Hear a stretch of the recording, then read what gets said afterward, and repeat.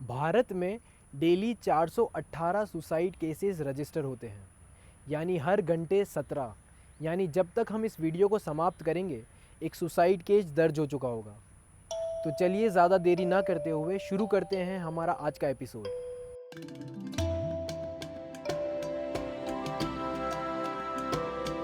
नमस्कार दोस्तों, मेरा नाम है आज़ाद और मैं आप सबका स्वागत करता हूं हमारी आज़ाद वादी में।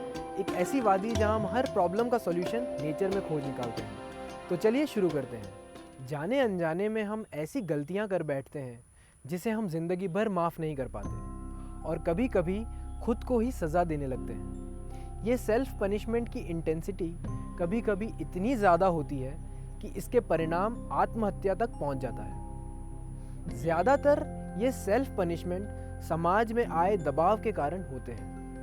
इसकी वजह तो इतनी बड़ी नहीं होती जितनी बड़ी हम खुद को सजा दे बैठते हैं। इसका एक सबसे बड़ा कारण है अपनी गलती को भुला ना पाना या अपने आप को माफ़ ना कर पाना। इसके कॉमन लक्षण हैं खुद को हानि पहुंचाने के ख्याल आना, बार बार उस इंसिडेंट को याद करके रोना, खुद को सोशली अलग कर देना, अपने आप को फिजिकल रूप पे नुकसान पहुंचाना, जैसे स्किन को ब्लेड से कट करना, बाल नोचना, खुद की पिटाई करना।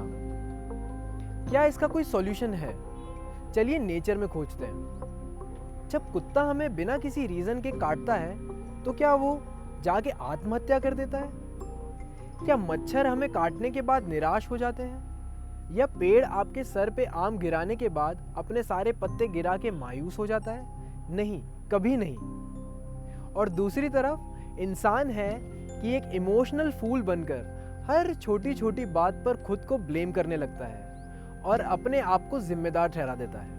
सॉरी तो ये हर 5 मिनट में एक बार बोल ही देता है और ये सॉरी उतने ही खोखले होते हैं जितनी हमारे समाज की बुनियादें। चलिए इस मैटर को थोड़ा और गहराई से भांपते हैं और सॉल्यूशन की तरफ बढ़ते हैं। सज़ा या माफ़ी इंसान के बनाए कानूनों में से एक है ताकि उन्हें सभ्य बनाया जा सके और उन पर राज किया जा सके। नेचर में सज़ा या माफ़ी जैसी कोई चीज़ है ही नहीं। नेचर का एक कोर कानून है, every action has its equal and opposite reaction. यानी जैसे आपके कर्म होंगे उसका फल वैसा ही आपको मिलेगा। और कर्म अच्छे हैं या बुरे इसका फैसला आप और मैं नहीं कर सकते। इसका फैसला हमें नेचर पे छोड़ देना चाहिए। तो खुद को या अपने शरीर को सज़ा देकर या आत्महत्या जैसे सामाजिक विचार को अपने मन में लाकर आप और भी बड़ी दुविधा में पड़ सकते हैं, क्योंकि आप भी नेचर का ही एक अंग है। याद रखने वाली बात यह है कि फॉरगिवनेस जैसा नेचर में कुछ होता ही नहीं। होती है तो परिस्थितियां और उनके परिणाम, और परिस्थितियां किसी भी एक इंसान के कंट्रोल में नहीं होती। हमें खुद को पनिश करने की ज़रूरत नहीं है, खुद को सज़ा देने की ज़रूरत नहीं है। ज़रूरत है तो कंपैशन की, ज़रूरत है तो उन परिस्थितियों को समझने की और आगे बढ़ने की। क्या आप कभी ऐसी परिस्थितियों से गुजरे हो जिससे आप खुद को माफ़ ना कर सके हो? और कैसे आपने उस परिस्थिति को समझा और उसे सुधारा? हमें कमेंट बॉक्स में ज़रूर शेयर करिएगा। क्या पता आपका एक कमेंट किसी की जान बचा सकता है। तो आज के लिए बस इतना ही।